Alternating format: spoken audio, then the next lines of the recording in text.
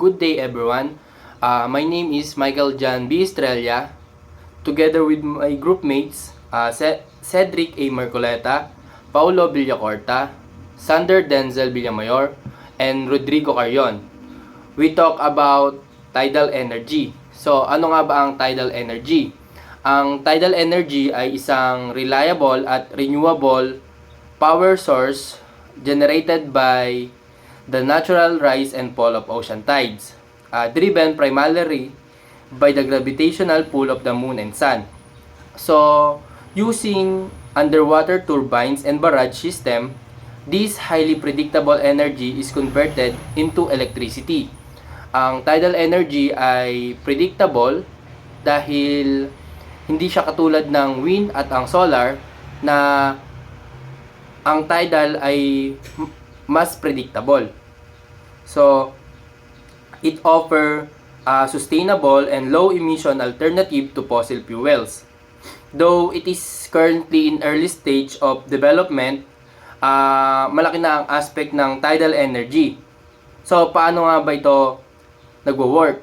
Ang tidal energy, ni-utilize niya yung kinetic energy of rushing water, tinuturn niya ito into turbines, which can be placed on the seabed or in barrage structure. Alam naman natin na ang water ay much denser ng 800 times sa air. So, kahit na slow moving lang, nakakapag-generate pa rin ito ng significant power. While tidal energy is still developing, compared to other renewables, it holds high potential for future na nagbibigay ng consistent electricity generation. Next slide ay tidal power or tidal energy is harnessed by converting energy from tides into useful form of power, mainly electricity, using various methods.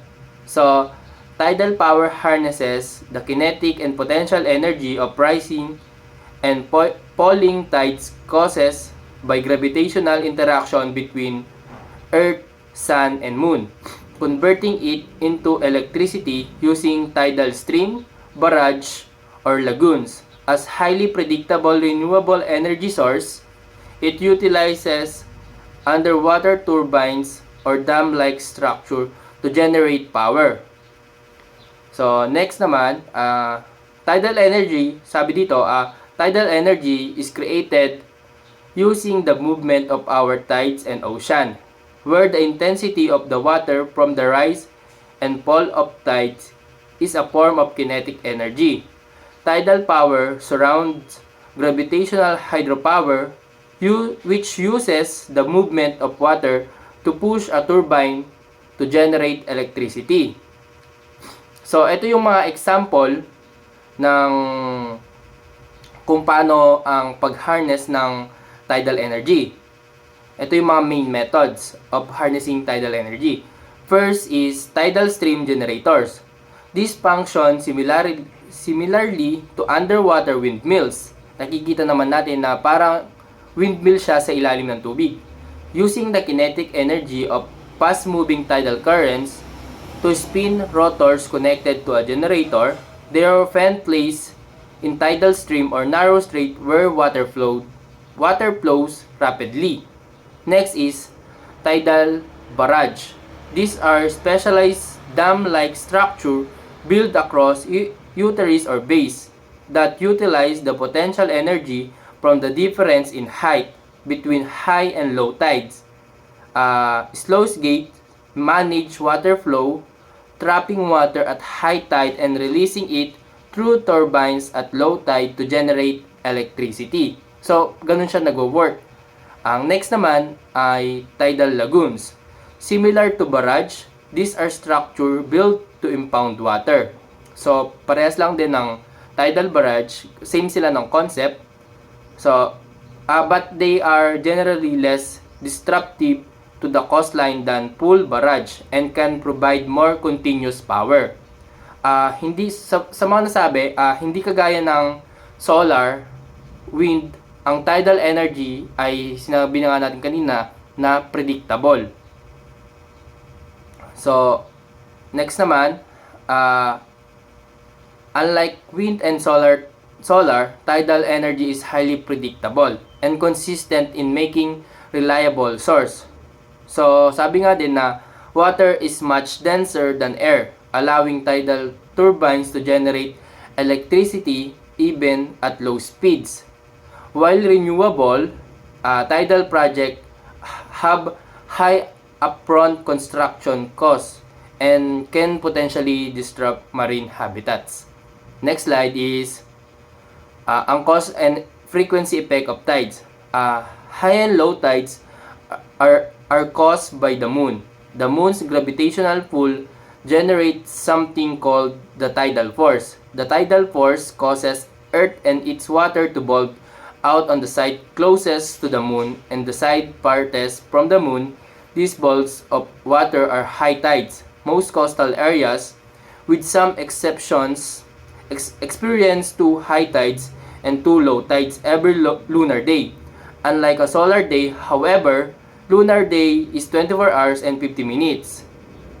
Next slide is, because the Earth rotates through two tidal bulges every lunar day, coastal area experience 2 high and 2 low tides every 24 hours and 50 minutes. High tides occur 12 hours and 25 minutes apart.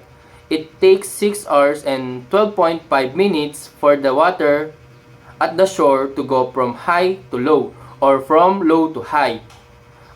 Because the Earth rotates through 2 tidal bulges every lunar day, coastal areas experience 2 high and 2 low tides every 24 hours and 50 minutes. So, yun yung reason kaya nagkakaroon ng dalawang high tide at dalawang low tide sa loob ng isang lunar day. High tides occur 12 hours and 25 minutes apart. Ito naman yung ang oras na kailangan para bumaba yung tubig mula high tide papunta ng low tide o kaya parang muling tumaas. Next slide natin ay, if high tides are caused by the gravitational pull of the moon on the Earth, why there would be high tides on the side of Earth opposite to the moon? Ito yon. Imagine you are holding a water balloon and you pull on it from one side. The moon's gravity acts like your hand. So para daw siya yung kamay natin. Pulling the water on the near side toward it to create the first high tide. However, the moon is also pulling on the solid Earth itself, moving the whole planet slightly toward the moon. Because the water on the far side is the farthest away, it feels the weakest pull and doesn't move as much as the Earth, as the rest of the Earth. As the Earth is pulled toward the moon, is basically slide out from under the far side, leaving it behind to form the second bulge. Isipin natin na parang nasa loob tayo ng sasakyan na biglang humarurot na bumilis, naiiwan ang katawan mo at napapasandal ka. Ganun yung explanation. So next slide, the high tide on the side of Earth facing the moon is called the high tide. The high tide caused by the bulge on the opposite side of Earth is called the low tide. A low high tide may be understood as the moon tidal force pulling the planet, not the ocean, toward it. So next naman, on the side facing the moon. On the opposite side of the Earth, or the far side, the gravitational attraction of the moon is less because it is farthest away. Mas malayo siya. Here, inertia exceeds the gravitational force and the water try to keep going it on straight line, moving away from the Earth, also forming a bulge. Gravity and inertia act in opposition on the Earth oceans, creating tidal bulges on the opposite side of the planet. On the near side naman of the Earth, the side facing the moon, The gravitational force of the moon pulls the ocean water toward it, creating one bulk. On the far side, on the Earth, inertia dominates, creating a second bulk. The moon gravity pulls the near side water toward it, while it pulls the Earth itself away from the far side water, leaving a second bulk behind.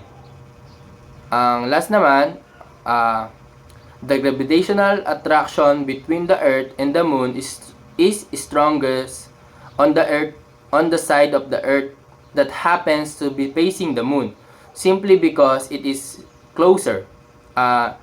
This attraction causes the water on this near side of Earth to be pulled toward the Moon, as gravitational force acts to draw the water closer to the Moon. Inertia attempts to keep the water in place, but the gravitational force exceeds it and the water is pulled toward the Moon, causing a bulk of water on the side toward the Moon. So,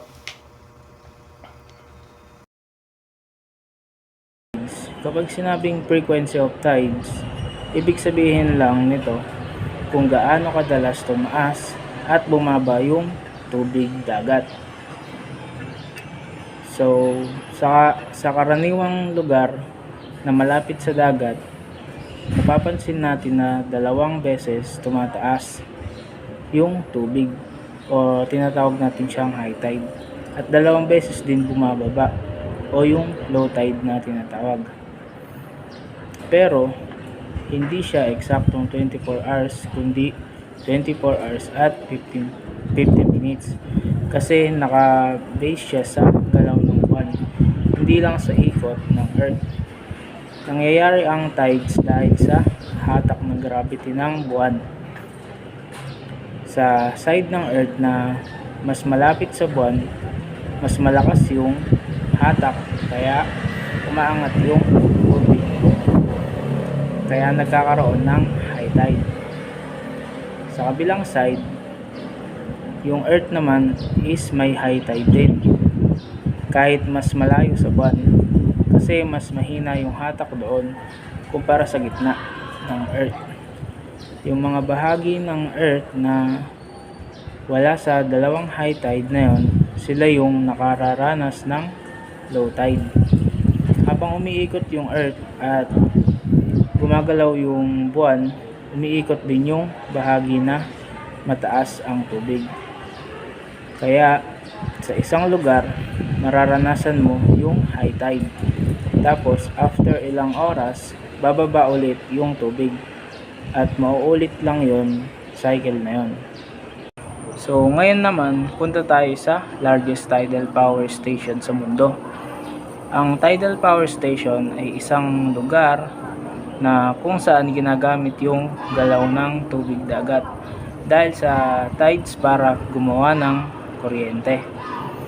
Sa table na to, makikita natin yung pangalan ng stations, kung gaano kalakas yung kuryente na kaya nilang i-produce, kung saang bansa sila, at kung gumagana pa ba sila. Hanggang ngayon, yung Shiwa Lake Tidal Power Station sa South Korea, ang pinakamalaki sa lahat, may capacity na 250 megawatts. Ibig sabihin, kaya nitong mag-supply ng kuryente sa libo-libong bahay. Sunod naman yung Rance Tidal Power Station sa France na may 240 megawatts. Ito yung isa sa pinakaunang malaking tidal power stations sa mundo. At hanggang ngayon ay gumagana pa.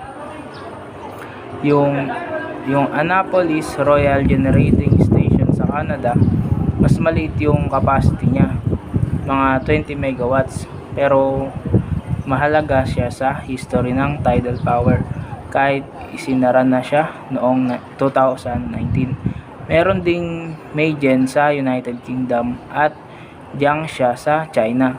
Mas maliit yung capacity nila, pero mahalaga sila kasi patuloy pang dinedevelop yung teknolohiya ng tidal energy. Focus naman tayo ngayon sa Shiwa Lake tidal power station. Kasi ito yung pinakamalaking tidal power station sa buong mundo. Matatagpuan ito sa South Korea at nagsisimula itong gumana noong 2011. Gumamit sila ng 12.5 kilometer na seawater wall na dati nang ginawa. Tapos nilagyan nila ng turbine para gawing source ng kuryente. Ganito yung nangyayari diyan. Kapag high tide, pumapasok yung tubig dagat sa loob.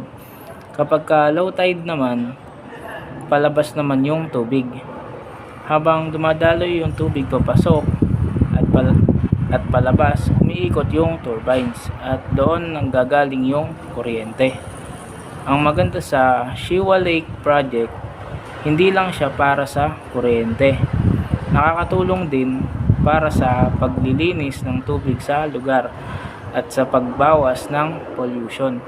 Kaya bukod sa renewable energy, may environmental benefits din siya. Topic naman natin yung types of tidal power. May tatlong pangunahing klase kung paano kinukuha yung energy mula sa tides. Una, yung tidal stream generator. Ito yung parang windmill sa ilalim ng dagat. Imbes na hangin yung magpaikot, yung agos ng tubig yung nagpapaikot sa turbine. Mas okay siya sa environment kasi wala kang kailangang malaking dam. Pangalawa, yung tidal barrage. Ito naman yung may parang dams na ginagawa sa bay o bunganga ng ilog. Kinokontrol niya yung pagpasok at paglabas ng tubig tuwing high tide at low tide para makagawa ng kuryente. Topic naman natin yung types of tidal power. May tatlong pangunahing klase kung paano kinukuha yung energy mula sa tides. Una, yung tidal stream generator. Ito yung parang windmill sa ilalim ng dagat. Imbes na hangin yung magpaikot, yung agos ng tubig yung nagpapaikot sa turbine. Mas okay siya sa environment kasi wala kang kailangang malaking dam.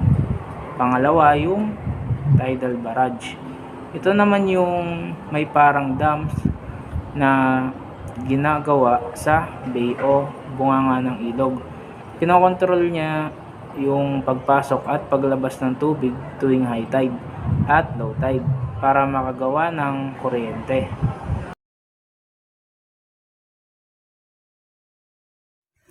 Good day everyone. For the types of tidal power, first one is the tidal stream generator. Tidal stream generator are very similar to wind turbines except they are below the water surface instead of above or on land. The water current pushes the blades of the turbine, which is connected to a generator that creates electricity. For the tidal stream generator are able to produce much more electricity than wind power plants, mainly because water is much denser than air. However, water high density also mean the tidal turbines need to be much stronger than wind turbines, making them more expensive to manufacture. And this tidal stream technology leverages the high density of water to provide a powerful and predictable renewable source. And although more costly to build than wind turbines due to the necessary structural reinforcements, their low ecological impact, and various anchoring options, such as sunken piles or gravity bases, make them a versatile solution for marine power generation. For the next slide, tidal stream generator turbines are large, but they create relatively little disruption to the ecosystem around them as compared to tidal barrage. And the world's first tidal stream generator was constructed in 2007 at Strangford Lough in Northern Ireland. And for these tidal stream generators offer a high output renewable energy solution by leveraging the high density of water, while more expensive to produce that wind-based alternatives, their ability to be anchored securely via piles or gravity bases and their varied turbine designs make them a versatile tools for maritime energy production. And for the core mechanics and efficiency, the operational efficiency of tidal stream generator is fundamentally influenced by power generation. Push the turbine's blade, which are connected to a generator to produce electricity. For the energy density, denser than air, tidal generators can produce significantly more electricity than wind power plants. And for the structural requirements, water requires their turbines to be much stronger than wind turbines, make them more expensive to manufacture. And for the environmental impact, these turbines cause relatively little disruption to the surrounding ecosystem and compared to the tidal barrage. And for the tidal stream technology, leverage the high density of water to provide a powerful and predictable renewable energy sources. Kaya ito yung although more costly to build than wind turbines due to necessary structural reinforcement, their low ecological impact and various. For the next slide, this is the concept of the tidal stream energy. For unlike the traditional dams, this is directly in the tidal stream, in the fast-moving current created by the ebb and flow of tides. Because water is roughly 800 times denser in the air, their turbines can generate a significant amount of power, even a relatively low speed. And there are three ways to stay anchored. And the ocean is violent environment to keep the turbines from washing away. Engineers use these three foundation. For for the step one is for the first is sunken pile for the left side, and this is essentially a massive pole driven deep into the seabed using a heavy dry hydraulic hammer. It is incredible sturdy and offers a small footprint, but it requires specialized drilling equipment and a seabed soft enough to penetrate. And gravity concrete block. This relies on pure mass. The turbine is attached to a massive concrete or steel base. It is so heavy the current simple cannot move it. It's easier to install because it doesn't require drilling, but it requires a very flat, stable ocean floor. For the next, the right side is the tripod. This is uses this is this uses a three-leg frame to distribute the load across a wider area. This provides excellent stability in areas with uneven rocky terrain where a single pile might be difficult to drill or a flat block might wobble. And for the advantage of this predictability, unlike wind or solar, we know exactly when the tide will move years in advance. And low visual impact, since they are mostly submerged. Only maintenance platforms usually peak above the sea level. They don't spoil the coastal view. For the next slide, for this concept is the effectiveness of tidal stream generator is determined by its turbine configuration. For these are generally divided into two categories based on their axis of rotation. The first one is HAWT, horizontal axis wind turbines. For the HAWT, tower turbine is industry standard for large-scale energy production. Similar to a traditional windmill, it features blades mounted on a horizontal shaft that must be oriented toward the current to maintain high efficiency. And the next one is the vertical axis wind turbines. These vertical design are are advantageous because they can capture current flow from any direction. And for the tidal stream energy, tidal stream are fast-moving water currents caused by tides, and turbines are placed underwater to capture the kinetic energy of this flow. And for the two main turbine of this HAWC and and the and the second one is a VAWT, there are similar. The axis rotation is for the HAWT, the axis of rotation is horizontal, aligned with the direction of the water, and looks very similar to a traditional wind turbine just underwater. And the example of the screen is the HWT tower turbine from the middle of the pros, high efficiency and well understand technology, and good for strong, consistent tidal flows, and for the needs to face the flow, and can be harder to maintain underwater. For the next is for VAWT, vertical axis water turbine. The axis of rotation is vertical, perpendicular to the water flow, and rotates no matter which direction to the tide flows. And the last one is for the next slide.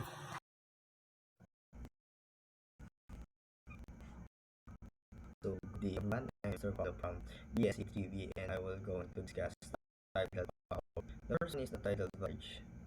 According to some definition, tidal barrage is essentially a massive dam structure built across the mouth of the Bay, Swari or River. It captures the energy from the massive movement of water caused by the tides. While it looks like a traditional hydroelectric dam, its fuel is not a flowing river but the gravitational pull of the moon. So, masasabi natin na ang tidal barrage ay isang katulad din ng dam, ngunit ang fuel nito or nagpapatakbo rito ay may ibang paraan. Imbis na mula sa dam movements of water, it is caused by the tides rather. So while so how it works, tidal barrage shows difference in water height, the head between the sea and basin to generate power.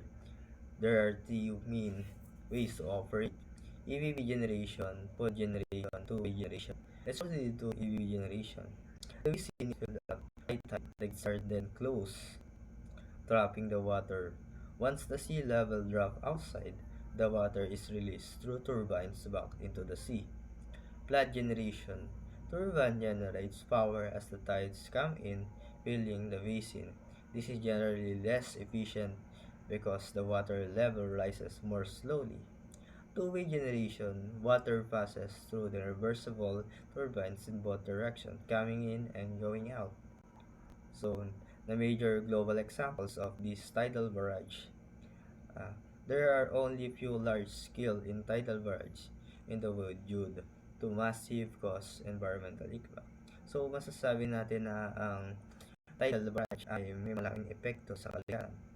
Tulad na lang ng pagkamatay ng mga isda sa lugar na pinagkakagawa ng isang tidal barrage. So, proceed to our examples. The first one is the Siwa Lake, largest in the world in the tidal power station. The locality is South Korea, and it produced 254 megawatts. Current walls built in existing. The Lawrence France 20 or 20 240 megawatts. It opened in 1966, was the first and the largest for 45 years. Jiangxia from China is create 4.1 megawatts. Operation 1980, one of the oldest in Asia. Annapolis Royal, Canada, it produced 20 megawatts. decommissions in 2019 due to environmental fish mortality concerns. Uh, the pros and cons. The good is the predictable. Unlike wind or solar, we can predict tides centuries in advance. You know exactly when you'll have power. High energy density. Water is roughly 800 times denser than air, so tidal turbines can be smaller than wind turbines while producing similar power. Longevity. Barrage structures are made of concrete and can last 50 to 10 or 100 years. For bad naman is environmental impact. Like yung sabi ko kanina, nakakasira ito ng kalikasan and nakapag-cause ng rate, mortality concerns for our environment. So, high upfront cost. They are multi-billion dollar projects that take years to build. Matagal itong buuin and nagkakos ng napakamahal na halaga. Intermittent. While predictable, they only generate power during specific time of the tidal cycle, usually 6 to 12 hours a day. The main reason is environmental pushback. Most ideal sites for barrage are estuareless, teeming wildlife and sensitive to change in water flow. So, ito yung masamang epekto ng tidal barrage.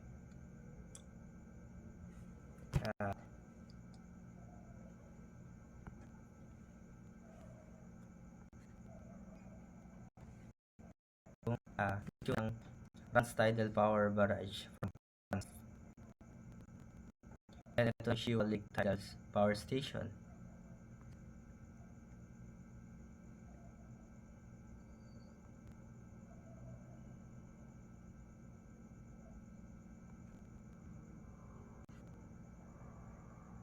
So let's proceed for Tidal Lagoon. The Tidal Lagoon is often seen the gentler cousin for barrage.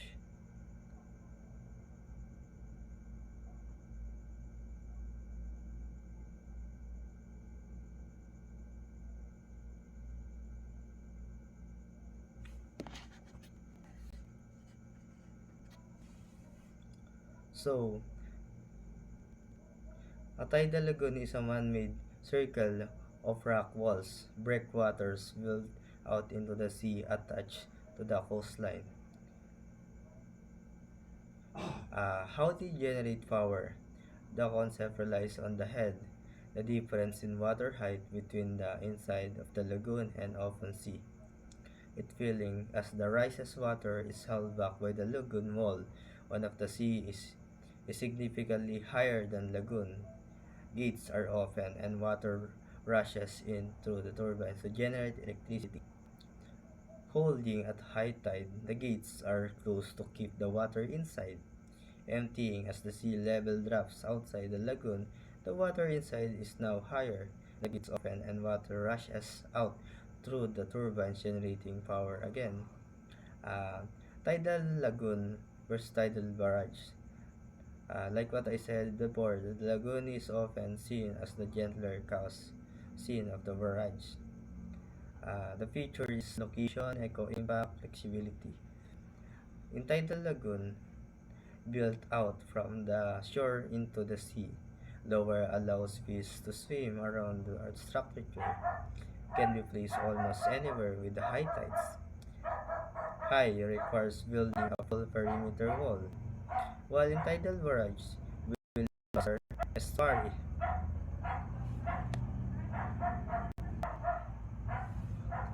Sorry, estuary or river mouth.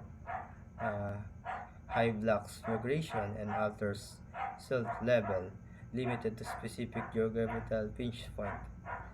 High but utilizes existing natural banks. The advantage, predictable base load. Like in tidal energy, 100% predictable. We know the moon is scheduled for next 1,000 years. Coastal protection. The outer walls acts as breakwater, protecting the shoreline from the surge of erosion. Multiple uses. The calm water inside the lagoon can be used as mariculture, seaweed, shellfish farming, or water sports like kayaking. The big challenge is the money. The main reason we don't see this everywhere is the rock price, the cost of the electricity produced. Building miles of rock wall in the middle of the ocean is incredibly expensive. The most famous proposed project is the Swansea Vale Tidal Lagoon in Wales as the faced years of delay because of the initial cost of power was deemed too high compared to offshore wind of solar. However, the lagoons get larger, they become more cost effective because the volume of water they hold increases much faster than the length of the wall required to hold it. The current status in United Kingdom, several Pathfinder projects are under discussion of Wales and Somerset. In China, actively researching large-scale lagoon structure to meet carbon neutral goals. Would you like me to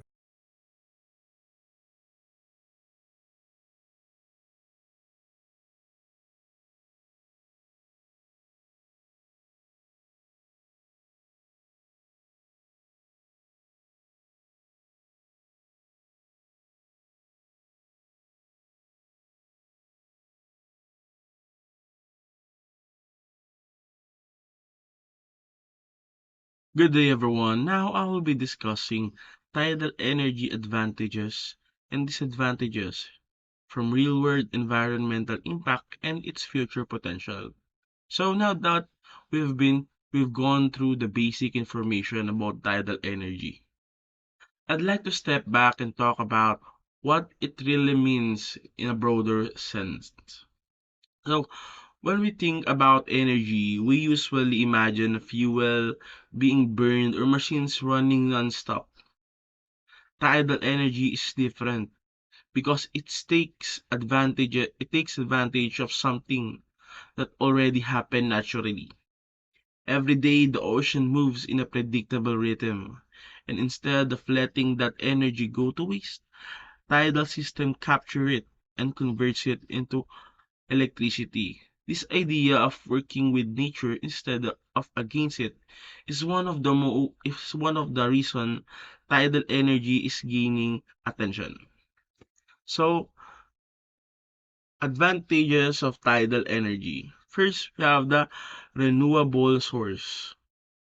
Tidal energy is classified as renewable energy source because it is derived from a natural rise and fall of ocean tides. These tidal movements are caused by the gravitational interaction between the Earth, the Moon, and the Sun. Since these forces are constant and naturally recurring, tidal energy does not become depleted over time, unlike fossil fuels, which are finite and diminish as they are consumed. Tidal energy can be harnessed continuously without reducing the availability of resources. This makes it a sustainable option for long-term electricity generation. So, one of the most interesting things about tidal energy is how renewable it is over very long periods of time. Unlike coal, oil, gas, there's no concern about running out of tidal energy. It doesn't depend on mining, drilling, or importing resources. As long as the Earth continues its relationship with the Moon, tides will continuously to rise and fall. This makes tidal energy especially valuable when we think about future generations. It offers a sense of energy security that many traditional power sources simply cannot guarantee. Next is the zero carbon emission. One of the major benefits of tidal energy is that it produces electricity without releasing greenhouse gases during operation. The tidal power plant do not rely on combustion process, meaning they do not emit carbon dioxide. sulfur dioxide, or other pollutants commonly associated with fossil fuel power stations. As a result, tidal energy contributes to reducing air pollution and mitigating climate change. Its clean energy profile makes it an environmentally friendly alternative for meeting growing energy demands. So, another reason why tidal energy is important is its role in reducing environmental damage. One Once a tidal power system is operating, it produces electricity without releasing harmful gases into the atmosphere. There's no smoke, no exhaust, and no chemical product. In the world that is increasingly affected by climate change, this is a major advantage. Cleaner energy sources like tidal power help reduce overall carbon emission while still supporting economic and technological development. It allows societies to move forward without increasing environmental harm. So next is predictable energy output. Tidal energy is highly predictable compared to other renewable energy sources. The timing and height of tides can be accurately calculated years in advance because tidal cycles follow consistent and well understood patterns. This predictability allows energy planners and operators to know exactly when electricity will be generated throughout the day. Unlike wind and solar power, which depend on weather condition, tidal energy offers reliable and scheduled power generation, improving grid stability. So, what truly sets tidal energy apart from many other renewable sources is how predictable it is. Solar energy demands on sunlight, and wind energy depends on weather patterns that can change suddenly. Tidal energy, on the other hand, is it follows a precise schedule. Engineers can calculate tidal movement years in advance, which makes planning electricity generation much easier. This level of reliability helps stabilize power grid and reduce the risk of unexpected shortage. In many ways, tidal energy behaves more like a traditional power source, but without an environmental cost. Next is high power output. Tidal energy systems are capable of producing large amount of electricity due to the physical properties of water. Water is approximately 800 times denser than air, allowing tidal turbines to capture more kinetic energy even at relatively low flow speed. Because of this high energy density, tidal turbines can generate significant more power than wind turbines of the same size. This makes tidal energy particularly efficient in areas with strong tidal currents. So, tidal energy is also impressive in terms of how much power it can produce. Well, water is far denser than air, which means it carries more energy when it moves. Relatively slow tidal currents can generate significant force. This allows tidal turbine to produce high level of electricity without requiring extreme speed or massive structures. In regions with strong tidal flow, this efficiency makes tidal energy a very attractive option, especially where land-based renewable installations are limited. Next is disadvantages of tidal energy. Okay. Limited installation site. Despite of its tidal energy, Despite its advantage, tidal energy can only be developed in specific geographic location. Tidal power plants must be constructed along the coastlines, and not all coastal areas are suitable. Effective tidal energy generation requires a significant difference between high and low tide levels or strong tidal currents. This strict site requirements greatly greatly limit the number of viable locations where tidal power station can be installed, making widespread adoption challenging.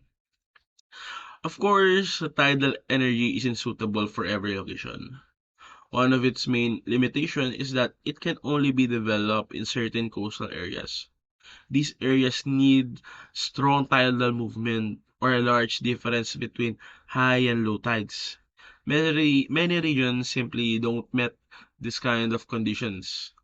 This means tidal energy can be deployed as widely as solar or wind energy because this tidal energy is often viewed as a regional solution rather than a global one, most effective in specific coastal environment. Next is its high cost. The development of tidal energy infrastructure involves high initial cost. Tidal turbines must be built to withstand strong water pressure, corrosion, and continuous exposure to harsh marine environment. As a result, they require more combust material and engineering compared to wind turbine. In addition, many tidal power plants rely on tidal barrage that are large-scale structures that are extremely expensive to construct. These high capital costs often discourage investment and slow down project implementation. Another challenges that often comes up with discussing tidal energy is cost. Building equipment that operate underwater is not simply cheap. It's not simple or cheap. Tidal system must withstand constant water pressure, corrosion from salt water, and continuous motion. These engineering challenges increase both construction and maintenance costs. Additionally, large tidal projects requires long-term investment before they become profitable. This means that tidal energy often depends on government support, research funding, and policy incentives to move forward. Next is environmental effect. Tidal energy projects can have noticeably impacts on marine environment. Tidal barrage in particular can disrupt the natural flow of water in est- estuaries, which may affect sediment movement, water quality, and marine ecosystem. Changes in water flow can intervene with the life cycle and migration patterns of fish and other aquatic organisms.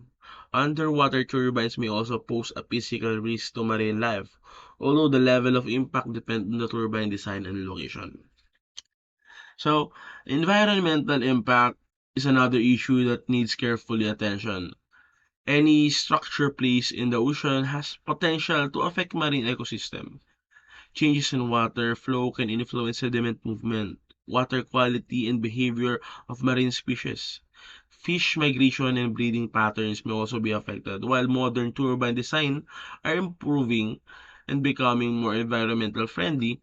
Responsible planning and environmental monitoring are still essential to minimize the negative impact. Next is environmental case study. Real-world tidal energy projects demonstrate both short-term and long-term environmental effects. In the Rance estuary in France, the construction of a tidal barrage initially caused significant environmental disruption, including habitat loss. However, after the 10 years, the estuary was found to have regained a rich diversity of aquatic life. In contrast, the construction of a seawall at Siwa Lake in South Korea led to of accumulation of pollution in the reservoir. This resulted in water that was unsuitable for agricultural use, and extremely high level of PFOS contamination, highlighting the potential risk of poorly managed tidal projects. So, so Looking at the existing tidal energy project help us to understand what works and what doesn't. Some earlier projects experienced environmental disruption at first, but ecosystem eventually adapt as conditions stabilize. Other projects, however, suffered the long-term problems because environmental risks were not properly managed. This example shows that the tidal energy itself is not inherently harmful, but poor planning and management can lead to serious consequences. Learning from past projects is a key to improving future development. So, the future of tidal energy.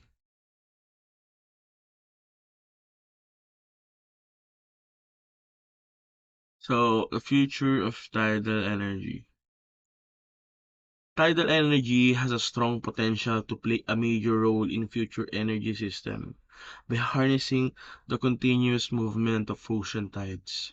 It could significantly reduce on fossil fuel and contribute energy sustainability. Estimate suggest that tidal power could supply up to 20% of the Kingdom's electricity needs in if fully developed. However, since tidal technology is still relatively young, ongoing research and development are essential. Government support and funding programs have enabled the establishment of testing and research facilities such as Wave Hub of the coast of Cornwall and the European Marine Energy Centre in Orkney. This facility helps advance tidal energy and address technical, economic, and environmental challenge. So, um, the future of tidal energy depends heavily on technology. Engineers are currently developing more advanced turbines that are smaller, more efficient, and less disruptive to marine life. Floating and modular systems are also being tested, making installation making installation making installation easier and reducing cost. These innovations make tidal energy more flexible and accessible, increasing its chances of being adopted on a larger scale in future. So, tidal energy works best when combined with other renewable resources because tidal cycle occurs at different times at the peak of the solar wind event. They can help balance overall energy supply.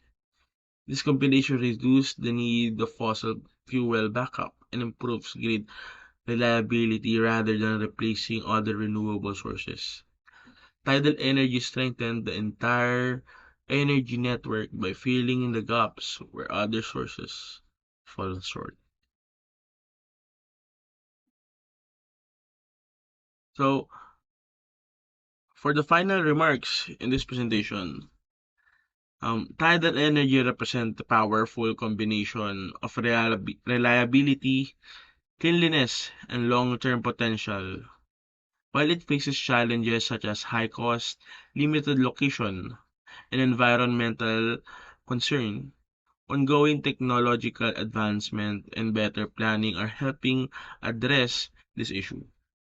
Tidal energy may not be the sole solution to global energy needs, but it can play a crucial role in building a more sustainable and more resilient energy future. That's all. Thank you.